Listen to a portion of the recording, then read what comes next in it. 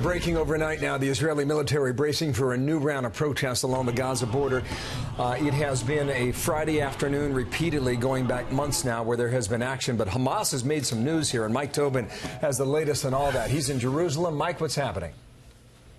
Well, Bill, for more than 2 months now, when Palestinians get done with Friday prayers, they've been gathering at the fence that separates Israel from Gaza. Some attempt to rush the fence, and that has been happening with deadly consequences. Let me show you some file video from previous protests as I tell you that the Palestinians are gathering at the fence right now. We've got some information that at least one group has tried to rush the fence, and we've got reports of 3 injuries thus far.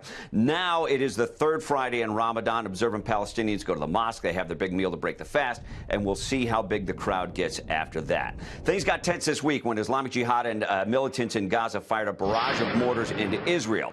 Israel responded with airstrikes that drew rocket teams from both Hamas and Islamic Jihad to fire through the night. Ultimately, Egypt encouraged a ceasefire, which, albeit fragile, has held since Wednesday. And all of this comes as the U.S. has made another diplomatic move that's agitated Palestinians. President Trump is now considering giving the U.S. ambassador to Israel, David Friedman, more control over the U.S. consulate in East Jerusalem. The consulate is responsible for U.S. relations with the Palestinians, both in Gaza and the West Bank. Now, in the past, this consulate has reported directly to the State Department in Washington.